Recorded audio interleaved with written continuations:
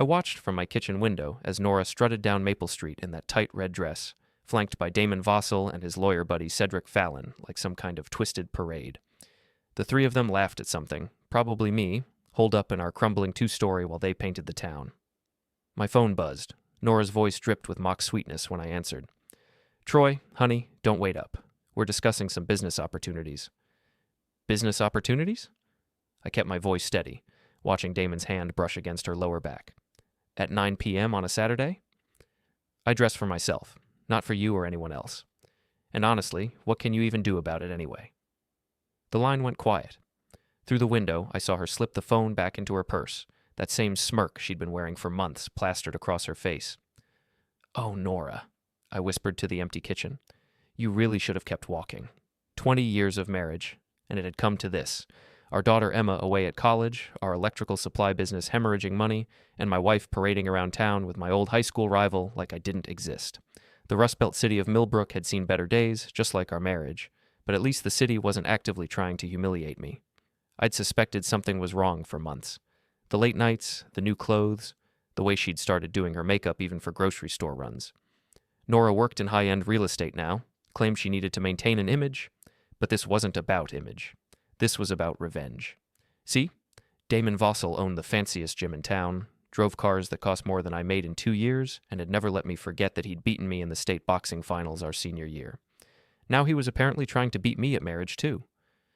I grabbed a beer from the fridge and settled into my recliner, the same one Nora had been nagging me to replace for 3 years. The house felt too quiet, too empty. Mrs. Morrow next door had her curtains pulled back just enough to spy on the neighborhood drama. She'd been documenting our marital troubles on Facebook like it was her personal soap opera. The thing about being underestimated is that people stop watching their backs around you. They think you're harmless, defeated, just another middle-aged guy whose best days are behind him. They forget that I used to box, that I built my business from nothing, that I've been fixing other people's problems for 2 decades. My tablet sat on the coffee table, forgotten by Nora in her rush to get dressed up for her business meeting. She'd been careless lately, overconfident. I picked it up, not really snooping, just looking for the weather forecast. That's when I saw them. Text messages, dozens of them. Explicit, detailed, leaving nothing to imagination. The contact name was just D, but the content made it crystal clear who she'd been texting. Hotel receipts, restaurant bookings, even photos I definitely didn't take. My hands shook as I scrolled through months of betrayal. This wasn't some recent fling. This had been going on since last Christmas. While I'd been working 16-hour days trying to save our business, Nora had been planning her exit strategy with Damon, and apparently Cedric too, who seemed to be handling the legal aspects of whatever they were plotting. One message thread made my stomach turn. "Troy's so pathetic he probably wouldn't notice if we did it in his own bed.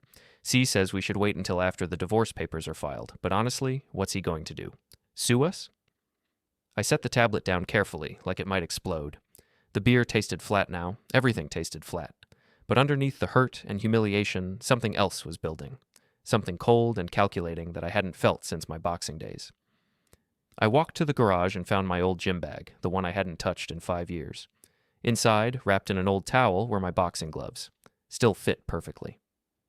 I threw a few practice jabs at the heavy bag I'd hung from the ceiling beam, feeling the satisfying impact travel up my arms. "Just getting started, sweetheart," I said to the empty garage. My phone buzzed with a text from Marty, my old friend who owned Flanagan's Bar down on River Street. "Heard about the fashion show tonight. You okay, buddy?" News traveled fast in Millbrook. Mrs. Morrow had probably posted a play-by-play of Nora's departure, complete with commentary about her outfit and my obvious absence from the group. I texted back, "Never better. Drink tomorrow?" "You got it. And Troy, sometimes the best fights happen outside the ring." I smiled for the first time in months. Marty had been my boxing coach back in high school, before Damon's lucky punch had ended my championship dreams. He'd taught me that winning wasn't always about throwing the hardest punches. Sometimes it was about making your opponent throw wild, desperate swings until they exhausted themselves. Before we dive deeper into this story, I have one small request. Please subscribe, drop a like, comment, and hit that hype button to boost this channel so more people can discover these incredible Reddit stories. Around midnight, I heard Damon's Mustang rumble up to the curb. The car was his pride and joy, a restored 1967 fastback in pristine condition. I watched from the darkened living room as Nora stumbled out, clearly having enjoyed more than business discussions. Damon walked her to the door, his hand on her waist like he owned her.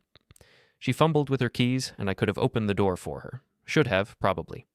Instead, I waited until she finally got inside, then listened to her heels click across the hardwood floor toward the stairs. "Troy?" she called softly. "You awake?" I didn't answer. Let her think I was sleeping, oblivious to her activities. Let her think she was getting away with it. She paused at the bottom of the stairs, and for a moment I thought she might come into the living room, might try to explain or apologize or at least acknowledge what we both knew was happening. Instead, she climbed the stairs to our bedroom, leaving me alone with my thoughts and my plans. The next morning, she was gone before I woke up. A note on the kitchen counter said she had showings all day and wouldn't be home until late. More lies, but I was starting to appreciate her dishonesty. It gave me freedom to operate. I called in sick to work, first time in 3 years, and drove downtown to Damon's gym. The parking lot was mostly empty at 10 a.m. on a Sunday, just a few dedicated fitness enthusiasts and Damon's gleaming Mustang parked in its reserved spot near the front entrance. I parked across the street and waited. Sure enough, around 10:30, Nora's BMW pulled into the lot. She was wearing yoga pants and a sports bra that definitely wasn't designed for actual exercise. Cedric arrived 5 minutes later in his pretentious Mercedes. They met at the gym's entrance, all smiles and casual touches. Damon unlocked the door and they disappeared inside. I could see lights coming on in the back offices through the tinted windows. That's when I made my first move. I walked casually across the street, pulling a set of keys from my pocket. 20 years in the electrical business had given me access to more tools than most people realized, including a comprehensive set of lockpicks and automotive tools. But I didn't need anything fancy for what I had in mind. The Mustang's paint job was flawless, a deep blue that probably cost more than most people's cars. I took out my house key and dragged it slowly along the driver's side, from the front wheel well to the rear bumper. The screech of metal on metal was incredibly satisfying. I walked around to the passenger side and repeated the process, then carved cheater into the hood in letters big enough to read from space. For good measure, I let the air out of all 4 tires and left a note under the windshield wiper. "You're next." Mrs. Morrow was across the street, walking her ancient poodle and recording everything on her phone. I waved at her cheerfully. By noon, half the town would know that Troy Renwick had finally grown a spine. I was back home, drinking coffee and reading the newspaper like nothing had happened, when my phone exploded with notifications. Nora's voice was shrill when she called. "What did you do to Damon's car?" "Good morning to you too, honey. How was your workout?" "Don't play games with me, Troy. This is serious. That car is worth $60,000. "Wow, that's almost twice what I made last year. Good thing it's insured, right?" "You're pathetic," she hissed. "Try anything else and you'll regret it." I hung up and immediately texted myself. "Just getting started, sweetheart." By Monday morning, the whole town was buzzing. Mrs. Morrow's Facebook post about the car incident had been shared 47 times, complete with grainy cell phone video of me vandalizing private property in broad daylight. The comments section was a war zone between people who thought I was finally standing up for myself and others who called me a criminal. I didn't care about public opinion, but I did care about the phone call I received from Jim Patterson, my biggest electrical supplier. "Troy, we need to talk about your account." Jim's voice was uncomfortable, apologetic.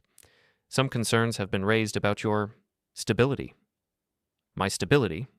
"Jim, we've done business for 15 years. I know. But there's video of you destroying someone's car, and frankly, your payments have been irregular lately.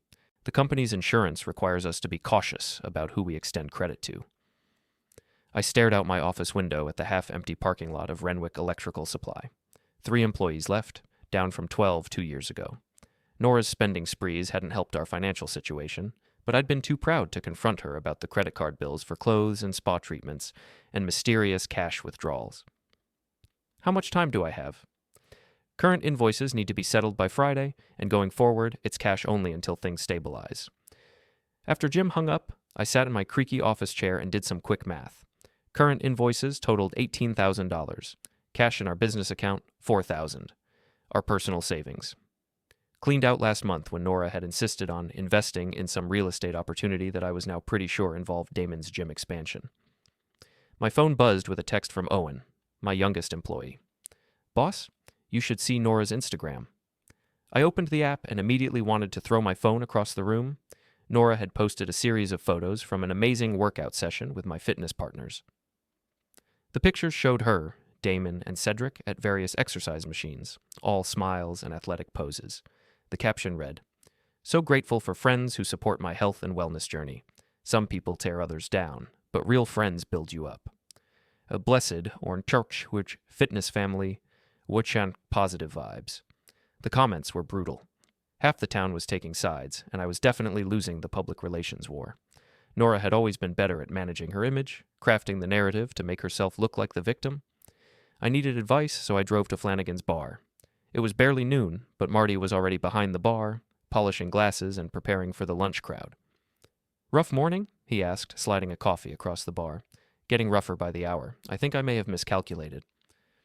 Marty was 65, built like a fire hydrant, with hands that had seen decades of hard work before he bought the bar. He'd coached boxing at the high school for 20 years, had a gift for reading people and situations.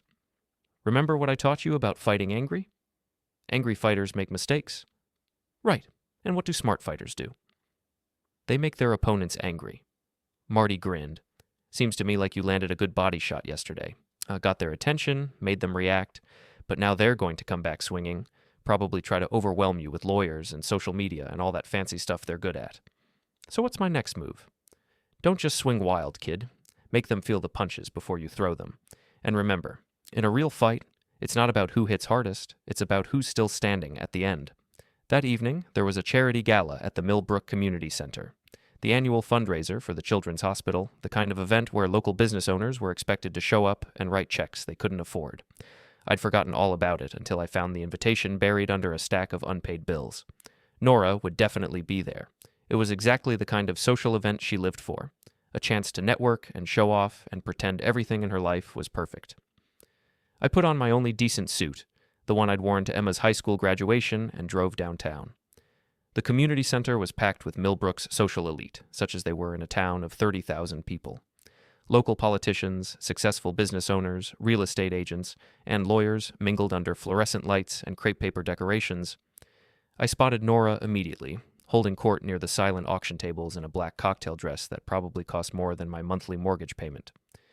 Damon was beside her, wearing a suit that actually fit him properly, and Cedric was working the room like the politician he probably wanted to become someday. They looked like they belonged here, comfortable and confident. I grabbed a beer from the cash bar and positioned myself near the back of the room, content to observe. The evening's program included dinner, a few speeches from local dignitaries, and an auction to raise money for new pediatric equipment. Boring, but harmless. Then the Master of Ceremonies announced a special presentation. We're thrilled to have local business leaders Nora Renwick and Damon Vossel share some thoughts about community partnership and supporting our children's future. My wife walked to the microphone like she owned the room, Damon right beside her. I hadn't known she was speaking tonight, another detail of her life that she'd stopped sharing with me. "Thank you all for being here tonight." Nora's voice carried perfectly through the sound system. Damon and I have been working together on several community initiatives, and we're excited to announce a new partnership between Millbrook Real Estate and Vossel Fitness that will benefit local families. She went on to describe some program involving discounted gym memberships for home buyers, a synergy between health and home ownership that sounded impressive and completely fabricated. Damon nodded along, adding comments about building a stronger community through wellness and prosperity. The audience ate it up, applause, murmurs of approval, people already approaching them with business cards and handshakes. Nora was in her element, the center of attention, the successful businesswoman with the perfect partner. I finished my beer and walked toward the front of the room. "That sounds wonderful," I said loudly enough for the microphone to pick up my voice. "I hope you're donating your morals to the auction, not just your money." The room went silent, every head turned toward me, then back to Nora, then back to me. The tension was immediate and electric. Nora's smile never wavered, but I saw her knuckles whiten as she gripped the microphone. "Troy, how nice that you could join us tonight." "Wouldn't miss it, though I have to ask, when did you start this partnership? Because I don't remember you mentioning it at home. But then again, there's a lot you don't mention at home anymore." Damon stepped forward, his jaw tight. "Maybe this isn't the place for personal issues." "Personal issues?" I laughed, and it didn't sound pleasant even to me. "My wife announces a business partnership with her lover at a charity event, and I'm the one making it personal." The crowd was riveted now, phones coming out to record the drama. Mrs. Morrow was in the front row, practically vibrating with excitement. "Troy, you're embarrassing yourself," Nora said, but her voice had lost its smooth confidence. "I'm embarrassing myself? Lady, I'm just getting started." Damon moved closer, trying to use his size to intimidate me. "I think you should leave." I think you should keep your hands off my wife. Your wife makes her own choices. Yeah, apparently she chooses lying, cheating scumbags with more money than sense. That's when Damon shoved me. Not hard, but enough to make me stumble backward. The crowd gasped, someone screamed, and I felt that familiar rush of adrenaline I remembered from the boxing ring. I swung at his perfectly sculpted jaw, putting 20 years of frustration behind the punch. Connected solid, sent him stumbling into the silent auction table. Wine glasses shattered, bid sheets scattered, and Damon went down in a heap of expensive suit and wounded pride. Security was on me before I could throw another punch, but I was grinning as they escorted me toward the exit. My left eye was already swelling from where Damon had managed to clip me during his fall, but it was worth it to see the shock on Nora's face, the way the crowd was buzzing with excitement instead of boredom. Have a wonderful evening, everyone, I called over my shoulder. Don't forget to tip your servers. I drove home with my knuckles throbbing and my eye puffing up like a purple balloon, but I felt better than I had in months. The fight had been stupid, impulsive, exactly the kind of mistake Marty had warned me about. But sometimes you have to throw a wild punch just to remind everyone that you're still in the ring. My phone was buzzing constantly with calls and texts, but I ignored them all. Instead, I went to my home office and started making some calls of my own. First, I called our bank and froze all joint accounts, claiming suspected fraud. It was technically legal since my name was on everything, and it would take Nora at least a few days to get access restored. Next, I composed a carefully worded anonymous letter to Nora's boss at Millbrook Real Estate, detailing some suspicious property transactions I'd discovered while going through her papers. Nothing illegal, but enough ethical gray areas to trigger an internal investigation. Finally, I logged into her business review accounts and deleted every 5-star review she'd carefully cultivated over the past 2 years. Petty, maybe, but effective. Owen had been busy too. He'd texted me a link to a private Instagram account that Cedric apparently thought was secure. Screenshots of conversations between the 3 conspirators, discussing not just the affair, but plans to force me into bankruptcy and divorce proceedings that would leave me with nothing. Round 1 to me, I said to my reflection in the bathroom mirror as I cleaned up my split lip. But I knew this was just the beginning. Nora and her partners were going to escalate things now, probably try to have me arrested or sued or both. I needed to be smarter, more strategic. I needed to become the villain they thought I already was. The fallout from the charity gala was swift and merciless. By Tuesday morning, video of our confrontation had been viewed 12,000 times on various social media platforms. The comments section was a battlefield of opinions, but the narrative was clear. I was the unhinged husband who couldn't handle his wife's success. Nora had played her cards perfectly. Within hours of the incident, she'd posted a tearful video on Facebook talking about domestic intimidation and feeling unsafe in my own community. She never directly accused me of anything actionable, but the implication was crystal clear. The phone call from Detective Morrison came at 7 a.m. Troy, we need to talk. Can you come down to the station? Am I under arrest? No, but there's been a complaint filed. Better to handle this civilly. I drove to the police station in my work clothes, steel-toed boots, and canvas jacket that made me look exactly like what I was, a blue-collar guy who'd finally snapped. Morrison had known me for 15 years, had hired me to wire his garage and his mother's house. Assault charges? I asked as soon as I sat down in his office. She's not pressing charges for the punch. Says she wants to handle it privately. But there's a restraining order request. Claims you've been stalking her, vandalizing property, making threats. I pulled out my phone and showed him the text messages from Nora. Hard to stalk someone who keeps texting me, and the car thing was stupid, but it was one incident. Morrison looked tired. Troy, I've known you since you moved here. You're not a bad guy, but this situation is getting out of hand. Maybe it's time to talk to a lawyer, work out a separation agreement. Maybe it's time people stopped assuming I'm the problem. But I knew he was right about the lawyer. I called my sister Gina as soon as I left the station. She worked as a legal assistant in the next town over, had connections with divorce attorneys who weren't part of Millbrook's gossip network.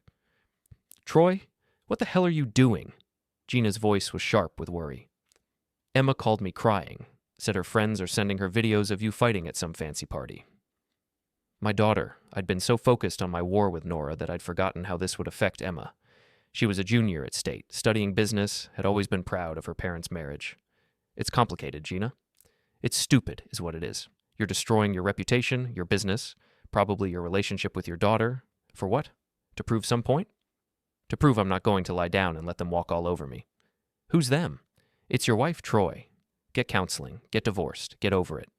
But stop making a spectacle of yourself. After she hung up, I sat in my truck outside the police station and tried to call Emma. It went straight to voicemail. I tried again an hour later, same result. Finally, I texted her. I love you. We need to talk. Her response came that evening. Dad, I can't handle this right now. My friends are asking if you're having a breakdown. Please just stop. That hurt worse than Damon's punch, but the pain was fuel and I was just getting started. I spent Wednesday researching everything I could find about Damon's business, Cedric's law practice, and Nora's recent real estate transactions. Owen helped, using his computer skills to dig deeper than I could manage alone. What we found was fascinating. Damon's gym was leveraged to the hilt, with loans against equipment, property, and future membership revenues. He was 3 months behind on his lease and had been borrowing money from private investors to maintain his lifestyle. Cedric's law practice was small but lucrative, specializing in real estate transactions and small business acquisitions. He'd been involved in several deals that looked suspiciously like money laundering, though nothing explicitly illegal. And Nora had been busy. Over the past 6 months, she'd been involved in a series of property flips that had generated substantial profits. Properties bought cheap, minimally renovated, and sold quickly to buyers who seemed more interested in laundering money than actually living in the houses. Boss, Owen said, looking up from his laptop, I think your wife and her friends are running some kind of investment scam. Thursday evening, I decided to crash their private party. I'd followed Cedric's Mercedes to an upscale condo complex on the north side of town, watched him disappear into a unit on the 3rd floor. 20 minutes later, Nora's BMW arrived, followed by Damon's replacement car, a leased Porsche that probably cost more per month than most people's rent. The building had security, but I'd done electrical work there 2 years ago and still had the access codes. I took the stairs to the 3rd floor and found the right unit by following the sound of laughter and expensive wine being poured. I didn't knock. The door was unlocked, and I walked into a scene that would have been comical if it hadn't been so infuriating. Nora, Damon, and Cedric were spread across a white leather sectional, surrounded by real estate documents, champagne bottles, and what looked like architectural plans for some major development project. Evening, folks, don't get up on my account. Nora dropped her wine glass, staining the white carpet red. Damon jumped to his feet, still favoring his left jaw from our previous encounter. Cedric just stared at me like I was a ghost. How did you get in here? Nora's voice was shrill. Same way I got into your phone, your email, and your business records. You people are incredibly careless with security. I walked to the sliding glass door that led to the balcony. Cedric's Porsche was parked directly below, gleaming under the parking lot lights. Nice car, Cedric. Lease or purchase? You need to leave, he said, reaching for his phone. I'm calling the police. Go ahead. While you're at it, maybe explain to them why you're handling real estate transactions for properties that don't exist. That got their attention. The room went quiet except for the sound of traffic from the street below. I don't know what you think you've discovered, Cedric said carefully, but you're in violation of a restraining order just by being here. Funny thing about restraining orders, they're only effective if they've been properly served. And since I never received any paperwork, technically this is just a social visit. I pulled out my phone and opened the camera app. Smile, everyone. I'm going live on Instagram. Don't you dare, Nora hissed. But I was already streaming, narrating the scene for my growing audience. Good evening, Millbrook. Troy Renwick here, broadcasting live from what appears to be a very interesting business meeting. Let me introduce you to my wife, Nora, her fitness instructor, Damon, and their legal advisor, Cedric. The viewer count was climbing rapidly. Mrs. Morrow was probably having the time of her life. As you can see, they're reviewing some documents that I'm sure are completely legitimate business transactions. Nothing suspicious about secret meetings in private condos to discuss real estate deals. Damon made a grab for my phone, but I was ready for him. I sidestepped and kept filming as he stumbled into the coffee table, scattering papers and champagne glasses. Careful there, champ. Wouldn't want to damage any evidence. I ended the live stream and pocketed my phone, but the damage was done. The video would be saved, shared, and dissected by every gossip in town within the hour. You're insane, Nora said. This is harassment. This is transparency, something you three seem to have trouble with. I walked to the balcony door and looked down at the Porsche again. You know what, Cedric? I think your car is thirsty. Before anyone could stop me, I grabbed the champagne bottle from the coffee table and stepped onto the balcony. The Porsche was a perfect target, and my aim was still pretty good from my baseball days. The bottle exploded against the windshield in a shower of glass and expensive champagne. The car alarm started wailing immediately, echoing off the surrounding buildings. Oops, I said. Butterfingers. I was out of the condo and down the stairs before they could react. but I could hear Cedric screaming about property damage and lawsuits. I made it to my truck just as the building's security guard came running toward the noise. Friday morning brought the consequences. Detective Morrison called again, this time with a formal trespassing charge and a property damage complaint. The restraining order had been expedited and was now official. I was legally required to stay away from Nora, Damon, and Cedric. But the social media response was mixed. My live stream had been viewed over 20,000 times, and the comments were split between people calling me a criminal and others demanding to know more about the secret business meeting I'd interrupted. Owen had been busy overnight, using facial recognition software to identify some of the people in the background of Nora's recent photos. What he found was disturbing. Several individuals with connections to money laundering operations in other states, people who specialized in using real estate transactions to clean dirty money. Boss, I think we need to call the FBI. Not yet.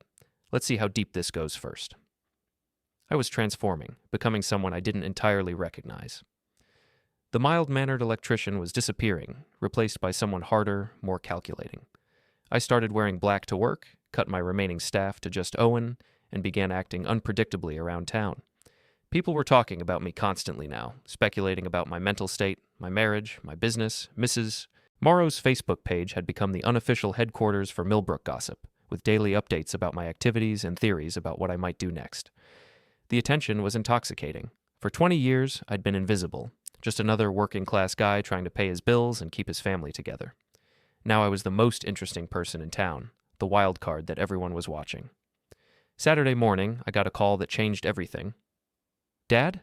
Emma's voice was small, uncertain. I'm coming home. We need to talk. She'd driven down from college, probably expecting to find her father in the middle of a complete breakdown. Instead, she found me in the garage, calmly working on an old motorcycle I'd been restoring for years. You look terrible, she said. Thanks, you look beautiful. College is treating you well. Emma was 20, smart as a whip, with her mother's looks and what I'd always hoped was my common sense. She stood in the garage doorway like she was afraid to get too close. Dad, what's happening? The whole internet is talking about you and Mom. People are saying you're stalking her, that you're dangerous. People say a lot of things. What do you think? I think you're scaring me. This isn't who you are. Maybe this is exactly who I am. Maybe I've just been pretending to be someone else for 20 years. Emma started crying, and I felt like the worst father in the world, but I also felt like I was finally being honest with her for the first time in her life. Your mother is having an affair, I said quietly. Has been for months. She's also involved in some business dealings that are probably illegal, and she's planning to divorce me and leave me with nothing. So get a lawyer. Get divorced. Move on. She made it personal when she decided to humiliate me publicly. Now I'm returning the favor. Emma wiped her eyes and looked at me like she was seeing a stranger. What happened to you? I got tired of being the nice guy who finishes last. She left that afternoon, but not before posting a TikTok video that went viral within hours. My dad is losing it. Please send help, she said to her phone camera, tears streaming down her face. I don't know who this person is anymore. The video was viewed 50,000 times in the first day. Comments ranged from sympathy for Emma to armchair psychology about my mental state to demands that someone intervene before I really hurt someone. I watched the video on repeat, seeing myself through my daughter's eyes. She was right. I wasn't the same person anymore. The question was whether that was a good thing or not. Sunday evening, I made a decision that surprised even me. I called Emma and told her that her tuition payments were suspended until further notice. What? Dad, you can't be serious. Your mother has been stealing from our business to fund her affair and her illegal side projects. Your college fund was part of that money. If you want to stay in school, you'll need to get loans or ask your mother to pay. That's not fair. This is between you and Mom. Nothing about this situation is fair, sweetheart, but you chose to make it public with your little video, so now you get to deal with the consequences. I hung up before she could respond, then immediately felt sick to my stomach. Using Emma as a weapon against Nora was crossing a line, even for the person I was becoming, but it was effective. Within 2 hours, Nora was calling, screaming about what a monster I'd become. You will not punish our daughter for my choices, she said. Watch me. You want to play games? Let's play games. But everyone gets to participate now. I'll take you to court. I'll have you declared mentally incompetent. Good luck with that. I'm not the one running secret business meetings and laundering money through fake real estate deals. The line went quiet. I don't know what you think you know, she said finally. I know enough, and I'm just getting started. Monday morning brought news that Damon's gym had been cited by the health department for multiple violations and was temporarily closed pending inspection. Cedric's law office had received a visit from the State Bar Association following an anonymous complaint about ethical violations. I had nothing to do with either development, but the timing was perfect. The town was buzzing with theories about my reach and influence, my apparent ability to strike at my enemies from the shadows. The truth was simpler. When you start shining light on people's secrets, other secrets tend to surface as well.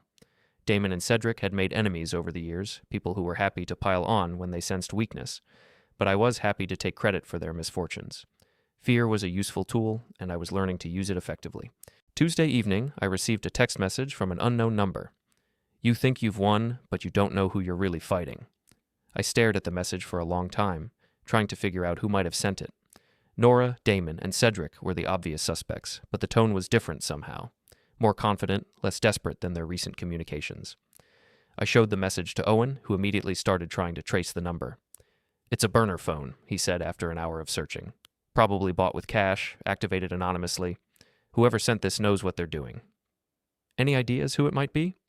"Could be anyone, but boss, I think we might have stirred up something bigger than we realized." That night, I couldn't sleep. I kept thinking about the message, the implication that there was someone else involved, someone I hadn't identified yet. I'd been so focused on Nora, Damon, and Cedric that I might have missed a bigger player. I made a mental list of everyone who might have reason to want me destroyed: business competitors, people I'd fired over the years, creditors who were tired of waiting for payments. The list was longer than I'd expected, but there was one name that kept coming back to me, someone I'd almost forgotten about until now. Lexi Morrison, Detective Morrison's daughter, a woman I'd fired 3 years ago for stealing from petty cash and falsifying timesheets. She'd been Nora's best friend since high school, the maid of honor at our wedding, Emma's godmother. She'd also disappeared from our social circle right around the time I'd fired her, claiming that I'd made false accusations and destroyed her reputation. Nora had been furious with me for weeks, insisting that Lexi was innocent and that I was being paranoid and controlling. What if I'd been right about the theft but wrong about everything else? What if firing Lexi hadn't ended her involvement in our lives but driven it underground? I grabbed my laptop and started searching for information about Lexi's current activities. What I found made my stomach drop. She was working as a private investigator now, specializing in domestic disputes and asset recovery. Her website featured testimonials from satisfied clients who'd used her services to level the playing field in difficult divorce situations. One testimonial in particular caught my attention. "Lexi helped me gather the evidence I needed to ensure my cheating husband got exactly what he deserved. She's thorough, discreet, and absolutely ruthless when it comes to protecting her clients' interests." I'd been fighting the wrong war. Nora, Damon, and Cedric weren't the masterminds. They were just the pieces on the board. Lexi was the one moving them, using her investigative skills and her grudge against me to orchestrate my destruction. Everything made sense now. The timing of the affair becoming public, the coordinated social media campaign against me, the legal maneuvers designed to provoke me into increasingly desperate actions. It was all too sophisticated for Nora to have planned alone. I was being played by a professional. But now that I knew who I was really fighting, I could start planning my real revenge. Wednesday morning, I drove to the county courthouse and spent 4 hours going through public records. Property transfers, business licenses, court filings. Everything was public information if you knew where to look and had the patience to dig through boxes of documents. What I found confirmed my suspicions about Lexi Morrison. Over the past 18 months, she'd been involved in a dozen divorce cases, always representing the wife, always specializing in what she called asset recovery and reputation management. Her success rate was impressive. Every single client had walked away with substantial settlements, and their ex-husbands had been left with nothing but legal bills and destroyed reputations. The pattern was consistent. First, evidence of infidelity would surface, usually involving a business partner or close friend. Then, the husband would be provoked into increasingly erratic behavior through a carefully orchestrated campaign of public humiliation. Finally, when the man inevitably snapped and did something stupid, Lexi's client would file for divorce with a mountain of evidence proving mental instability and domestic intimidation. I was following the script perfectly, but there was something else in the records, something that made me smile for the first time in days. Lexi had been sloppy with her business filings, listing assets and income that didn't match her tax returns. She'd also been operating without proper licensing in 2 counties, a violation that could cost her everything she'd built. More importantly, I found evidence of her real relationship with Nora. They weren't just old friends reconnecting. They'd been business partners for over a year, using Nora's real estate license to facilitate property transfers that helped Lexi's divorce clients hide assets from their husbands. It was elegant, profitable, and completely illegal. I called Owen and told him to meet me at the office. We had work to do. I need you to find everything you can about Lexi Morrison, I said, handing him a folder full of documents. Phone records, financial transactions, client lists, anything that shows how she operates. The detective's daughter? Boss, that's dangerous territory. She's been orchestrating this whole thing. Nora didn't suddenly decide to have an affair and destroy our marriage. She was recruited, manipulated, turned into a weapon against me. Owen spent the rest of the day hacking into systems I probably didn't want to know about. By evening, he'd assembled a comprehensive picture of Lexi's operation. She's good, he admitted. Really good. She uses multiple phones, encrypted communications, offshore accounts for payments, but she made one mistake. What's that? She kept detailed records of everything, probably for insurance in case her clients ever tried to turn on her, but it means we have documentation of every illegal thing she's done for the past 2 years. The files Owen had recovered were devastating. Detailed plans for destroying marriages, step-by-step instructions for provoking violent reactions, even psychological profiles of the husbands she was targeting. My case file was labeled Project Renwick and included personality assessments, financial analysis, and a timeline for my complete destruction. According to Lexi's notes, I was supposed to be bankrupt and possibly imprisoned by now, leaving Nora free to divorce me and claim victim status while keeping all our assets. The fact that I was still fighting back had apparently surprised everyone involved, but there was something else in the files, something that changed everything. Emma's TikTok video hadn't been a spontaneous reaction to her father's behavior. It had been Lexi's idea, carefully scripted to generate maximum sympathy for Nora while making me look like an unfit parent. Emma didn't know she was being manipulated, but her godmother had been coaching her responses and encouraging her to document my breakdown for social media. That crossed a line I didn't even know existed. Thursday evening, I drove to Lexi's house, a modest rental on the outskirts of town, the kind of place that looked innocent and forgettable. I parked across the street and waited, watching for patterns in her routine. She came home around 7, carrying takeout from an expensive restaurant downtown. 30 minutes later, lights came on in what appeared to be a home office.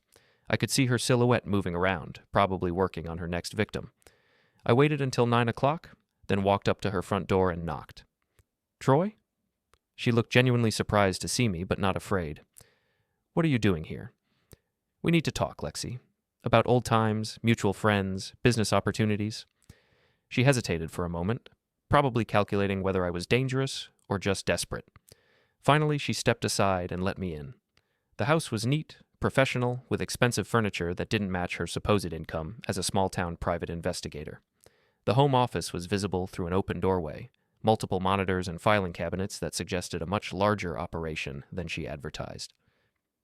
"Can I get you something to drink?" she asked, playing the gracious hostess. "Just answers. Starting with why you've been trying to destroy my life. I don't know what you're talking about." I pulled out my phone and showed her some of Owen's discoveries. Her expression didn't change, but I saw her eyes flick toward the office, probably calculating how much evidence was sitting in those filing cabinets. "Project Renwick," I said. "Interesting reading. Very thorough psychological profile, by the way. Though you underestimated my capacity for fighting back." She sat down across from me, finally dropping the pretense of confusion. "You ruined my life 3 years ago. Cost me my job, my reputation, my relationship with my best friend. Did you think there wouldn't be consequences? You were stealing from me. I took $40 from petty cash to buy lunch because you hadn't paid me in 2 weeks. You turned that into grand theft and character assassination." "The timesheet fraud?" "I worked those hours. Just because you were too cheap to install a proper time clock doesn't mean I was cheating you." We stared at each other across her living room, two people who'd been circling each other for years without realizing it. "So you decided to destroy my marriage." "I decided to help Nora see what kind of man she'd married. Someone who turns on people the moment it's convenient, who assumes the worst about everyone around him. By convincing her to have an affair. By showing her that she deserved better than a paranoid, controlling husband who would rather blame others than take responsibility for his failures." The conversation was surreal, like a therapy session conducted by armed opponents. But I was learning things I needed to know, understanding the depth of planning that had gone into my destruction. "The business with Damon and Cedric, that was all you." "That was all Nora. She chose to explore her options. I just provided support and advice." And the real estate scams? The money laundering? For the first time, Lexi looked uncomfortable. I don't know what you're talking about. Sure you do. You've been using Nora's license to facilitate property transfers for your divorce clients, helping them hide assets, launder money, commit fraud on a massive scale. You can't prove any of that? I smiled and pulled out a flash drive. Actually, I can. Owen is very good with computers. Amazing what people store on supposedly secure servers. Lexi's composure finally cracked. She lunged for her phone, probably trying to call for help or start deleting evidence. I was faster, knocking the phone out of her hand and grabbing her wrist. Here's what's going to happen, I said quietly. You're going to call Nora, Damon, and Cedric. You're going to arrange a meeting tomorrow night at the old Riverside warehouse. Tell them it's urgent, that the situation with me has gotten out of control and you need to discuss options. They'll never agree to that.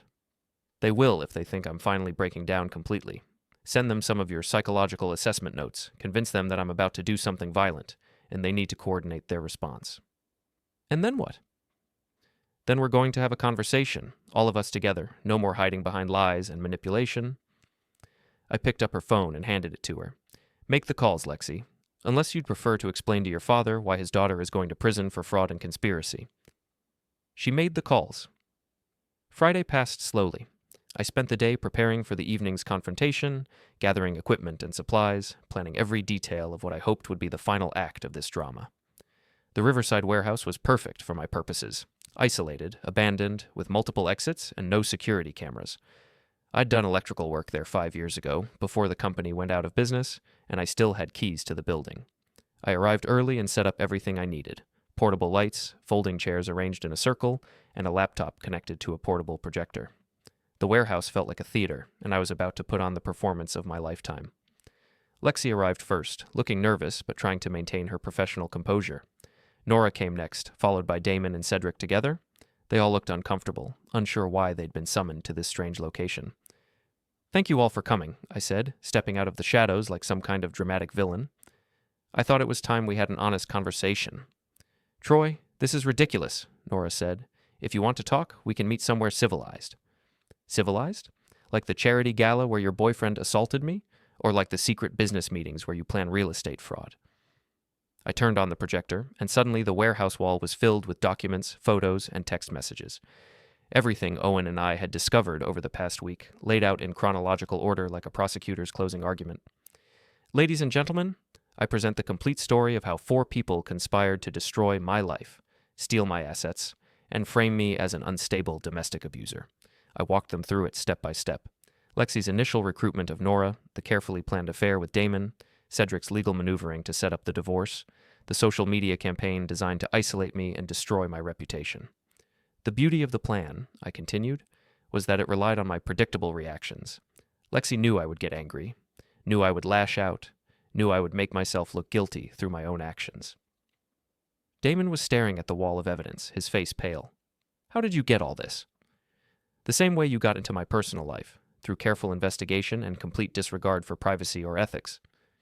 Cedric was frantically checking his phone, probably trying to figure out if he could claim attorney-client privilege for any of the conversations Owen had recorded. Here's my favorite part, I said, advancing to the next slide. The financial records showing how Lexi's been using Nora's real estate license to facilitate money laundering for her divorce clients. Very creative, very profitable, very illegal. Nora finally found her voice. You can't use any of this in court. It was obtained illegally. Who said anything about court? I'm thinking more along the lines of social media, maybe a nice Facebook Live session, let the whole town see what their favorite real estate agent has really been up to. I pulled out my phone and opened the camera app. What do you think? Should we go live right now? I bet Mrs. Morrow would love to see this. Wait, Lexi said quickly. What do you want? I want you to admit what you've done, all of you, on camera, complete confessions, no excuses, no justifications. And then what? Cedric asked. Then I decide whether to destroy you publicly or just destroy you privately. The 4 of them looked at each other, probably trying to figure out if they could overpower me or escape somehow. But I'd planned for that too. By the way, I said casually, I should mention that this building is locked from the outside now. The only way out is through me, and I'm not feeling particularly cooperative at the moment. That's when they started to panic. Damon tried the nearest exit, confirming that it was indeed locked. Cedric was on his phone, but there was no cell service in the warehouse. I'd installed signal jammers an hour ago. You can't hold us here against our will, Nora said. This is kidnapping. This is a business meeting. You're all free to leave as soon as we conclude our discussion. I sat down in one of the folding chairs and gestured for them to do the same. Now, who wants to go first? For the next hour, I systematically humiliated each of them. I played recordings of their private conversations, showed them photos of their secret meetings, detailed their financial crimes and personal betrayals. Damon broke first, admitting that he'd only gotten involved because Lexi had promised to help him refinance his failing gym. The affair with Nora had been her idea, a way to get close to me and gather intelligence about my business and personal life. Cedric was next, confessing that he'd been skimming money from the real estate transactions and was terrified of being disbarred. He'd gone along with the plan because Lexi had threatened to expose his embezzlement. Nora held out the longest, but eventually she cracked too. She admitted that she'd been unhappy in our marriage for years, that Lexi had convinced her I was the source of all her problems, that destroying me had seemed like the only way to start over. Finally, it was Lexi's turn. You want to know the truth? She said, her professional mask finally slipping completely. You deserved everything that happened to you. You're a small, petty, vindictive man who destroys people because it makes you feel powerful. I didn't create your problems. I just helped them find the surface. And Emma, what did my daughter ever do to deserve being manipulated? For the first time, Lexi looked ashamed. That wasn't supposed to happen. She was just collateral damage. Collateral damage. I stood up and walked over to her chair. My daughter was collateral damage in your revenge fantasy. I slapped her. Not hard, but hard enough to make a point. The sound echoed through the empty warehouse like a gunshot. That's for Emma, I said quietly. Then I walked over to Damon and dumped a bottle of water over his head. That's for the charity gala. I grabbed Cedric's briefcase and threw it across the warehouse, papers scattering everywhere. That's for the legal bills. Finally, I stood in front of Nora, my wife of 20 years, the mother of my child, the woman I'd loved more than anyone else in the world. I don't have anything special for you, I said, because you're not special anymore. You're just another person who chose to betray someone who trusted you. I unlocked the warehouse doors and stepped outside into the rain. Behind me, I could hear them arguing, blaming each other, trying to figure out how to salvage their lives from the wreckage I'd created. But I was done with all of them. I had one more performance to give, one final act in this drama that had consumed my life for the past month. Saturday morning, I called Mrs. Morrow and asked if she wanted an exclusive story for her Facebook page. She was at my house within an hour, camera ready, practically vibrating with excitement. Troy, honey, you look terrible. Are you okay? I'm perfect, Mrs. Morrow, better than I've been in years. Are you ready for the story of the century? She nodded eagerly, and I began to tell her everything. Saturday afternoon, Mrs. Morrow's Facebook post exploded across social media like a digital bomb. Her usual neighborhood gossip had been replaced by a detailed exposé of the conspiracy against me, complete with screenshots of documents, audio recordings, and a minute-by-minute breakdown of the warehouse confrontation. Within 4 hours, the post had been shared over 3,000 times. The comments section was chaos, shock, outrage, demands for justice, and a few people still defending Nora and claiming I'd fabricated everything. But the evidence was overwhelming. Owen had helped Mrs. Morrow create a comprehensive digital presentation that laid out the entire conspiracy in terms anyone could understand. Bank records, text messages, legal documents, even security camera footage from various locations around town. By evening, local news crews were setting up outside my house. My phone was ringing constantly with interview requests, but I wasn't ready to talk to reporters yet. I had one more move to make. Sunday morning, I drove to Emma's college campus. She was waiting for me in the student union, looking exhausted and confused. The story had reached her friends, her professors, probably everyone she knew. Dad, what's happening? People are saying Mom tried to frame you for domestic abuse, that she's been laundering money, that my godmother orchestrated the whole thing. It's all true, sweetheart. Every word. I showed her some of the evidence Owen had compiled, including the files that proved Lexi had been coaching her responses and encouraging her to document my supposed breakdown. Emma stared at the documents for a long time, then looked up at me with tears in her eyes. She used me. She used all of us, but especially you, because she knew that hurting you would hurt me more than anything else they could do. I'm so sorry, Dad. The things I said, the video I made. You were manipulated by someone you trusted. That's not your fault. We talked for 2 hours, and I explained everything that had happened, everything I'd discovered, everything I'd done in response. Emma listened without judgment, asking questions but not criticizing my methods. What happens now? She asked finally. Now I finish what they started. That evening, Millbrook was hosting its annual summer block party in Riverside Park. The whole town would be there: families, business owners, local politicians, everyone who'd been following the drama of my marriage for the past month. I arrived early and set up a small table near the main stage, the same stage where local bands and community groups usually performed. I'd brought a portable sound system, a laptop, and a manila envelope that I placed carefully in the center of the table. People started gathering around me immediately. Some were curious, others hostile, a few genuinely concerned about my mental state. Mrs. Morrow positioned herself in the front row with her phone ready to record everything. At 7 o'clock, when the crowd was at its largest, I stepped up to the microphone. "Good evening, neighbors. Thank you for coming out tonight. I know many of you have been following the recent developments in my personal life, and I appreciate your patience while I worked through some difficult situations." The crowd was silent, hundreds of people waiting to see what I would do next. A month ago, I discovered that my wife was having an affair. That was painful, but not uncommon. What I discovered over the following weeks was much worse: a coordinated conspiracy to destroy my reputation, steal my assets, and frame me as a dangerous domestic abuser. I clicked a button on my laptop, and the portable screen behind me lit up with the first slide of my presentation. I want to tell you a story about betrayal, manipulation, and revenge, about how 4 people decided to destroy one man's life for profit and personal satisfaction, and about how that man decided to fight back. For the next 30 minutes, I walked the crowd through everything: the affair, the financial crimes, the psychological manipulation, the systematic destruction of my reputation. I played audio recordings, showed financial documents, detailed the elaborate scheme that had been designed to leave me bankrupt and possibly imprisoned. The crowd was riveted. I could see phones recording from every angle, people taking notes, others just staring in shock at the scope of the conspiracy. But here's the thing about revenge, I continued, advancing to my final slide. It's not about getting even. It's about making sure the people who hurt you understand the consequences of their choices. I picked up the manila envelope from my table and held it up for everyone to see. This envelope contains DNA test results that prove my wife's affair produced more than just emotional damage. The crowd gasped. I saw Nora near the back, her face white with shock. She'd arrived with Damon and Cedric, probably hoping to do damage control, but now she looked like she wanted to disappear.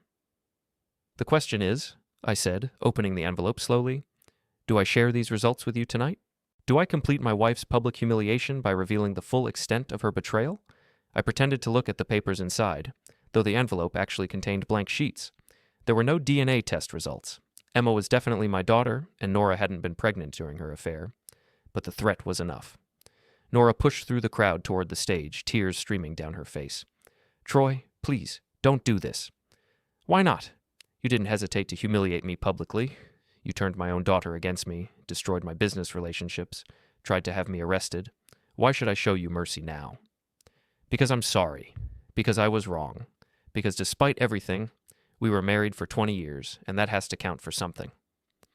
I looked out at the crowd, hundreds of faces watching this final confrontation between a husband and wife who'd destroyed each other through mutual betrayal and revenge. "You're right," I said finally. 20 years should count for something." I tore up the envelope and threw the pieces into the crowd like confetti, but not enough to save you from the consequences of your choices. I turned back to the microphone for my closing statement. "Ladies and gentlemen, you've heard the complete story now. My wife, her lover, their lawyer, and their mastermind conspired to destroy my life through fraud, manipulation, and psychological abuse. They succeeded in destroying my marriage, damaging my relationship with my daughter, and nearly bankrupting my business." I paused, looking directly at Nora. "But they failed to destroy me, and now they get to live with the consequences of that failure." I pulled out my phone and opened a social media app. I'm posting all the evidence online tonight. Every document, every recording, every piece of proof that shows what these 4 people really are. The FBI has copies, the state attorney general has copies, and now the entire internet will have copies. The crowd erupted in chaos. Some people were cheering, others were shouting questions, a few were trying to get closer to the stage. I saw Damon pushing through the crowd toward me, his face twisted with rage. He made it halfway to the stage before 3 men from the crowd tackled him. Apparently, destroying someone's marriage and business wasn't popular with the local community. Cedric was on his phone, probably trying to call his lawyer or the police or anyone who might be able to help him, but there was no help coming. He'd crossed too many lines, betrayed too many people.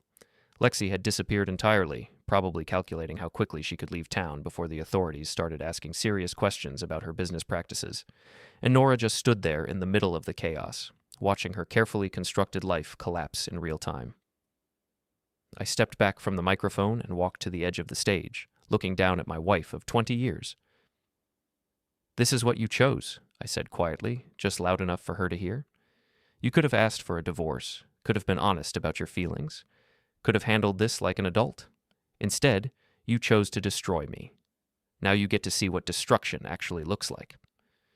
I jumped down from the stage and walked through the crowd toward the parking lot. Behind me, I could hear sirens approaching. Police, probably, responding to reports of a disturbance. But I wasn't worried about the police. I hadn't broken any laws tonight, hadn't threatened anyone, hadn't done anything except tell the truth. As I reached my truck, I felt a hand on my shoulder. I turned around, expecting to see a police officer, but instead found Detective Morrison, Lexi's father. "Troy," he said quietly, "we need to talk." "About what?" "About my daughter, about what she's done, about what happens next." I looked at him for a long moment, this man who'd known me for 15 years, who'd watched me build a business and raise a family and try to be a decent member of the community. "She made her choices, Detective, just like everyone else involved in this mess. She's still my daughter. And Emma is still mine. That didn't stop Lexi from using her as a weapon against me." Morrison nodded slowly, understanding the position he was in. His daughter was guilty of multiple felonies, and he was a law enforcement officer who'd sworn to uphold justice regardless of personal relationships. "The FBI will probably want to talk to you tomorrow," he said. "I'll be available." "Troy?" He paused, struggling with something. "For what it's worth, I'm sorry. About all of it." I got in my truck and drove home through the quiet streets of Millbrook. The block party was still going on behind me, probably would continue for hours as people discussed what they'd witnessed and tried to process the complete collapse of 4 people's lives. At home, I sat in my kitchen and opened a beer. The same kitchen where this whole thing had started a month ago, when I'd watched Nora walk down the street in her red dress. My phone was buzzing constantly with calls and texts, but I ignored them all. The story was out there now, spreading across the internet like wildfire. By morning, everyone in the country would know about the conspiracy against Troy Renwick and how he'd fought back. I'd won. Completely, decisively, overwhelmingly. Nora would be facing criminal charges and civil lawsuits that would destroy her financially. Damon's gym was finished, his reputation ruined beyond repair. Cedric would be disbarred and probably imprisoned. Lexi's private investigation business was over, and she'd be lucky to avoid serious jail time. They'd tried to destroy me, and instead I'd destroyed all of them. But sitting alone in my kitchen, drinking beer and listening to the silence of my empty house, victory felt different than I'd expected. Colder, more hollow. My marriage was over. My relationship with Emma would take years to repair, if it ever could be. My business was barely surviving. I'd become exactly what they'd accused me of being, a vindictive, calculating person who destroyed others without mercy. The difference was I'd chosen to become that person. They'd tried to turn me into their victim, but I'd decided to be their villain instead. I finished my beer and walked upstairs to the bedroom I'd shared with Nora for 20 years. Her clothes were still in the closet, her makeup still on the bathroom counter, her pillow still indented with the shape of her head. Tomorrow, I'd pack it all up and have it delivered to wherever she was staying. Tomorrow, I'd meet with FBI agents and prosecutors and lawyers. Tomorrow, I'd start the process of rebuilding my life from the wreckage of my revenge. But tonight, I was alone in my house, surrounded by the ghosts of a marriage that had died not from lack of love, but from an excess of cruelty. I'd dressed for revenge, and revenge had fit me perfectly. The question now was whether I could ever take it off.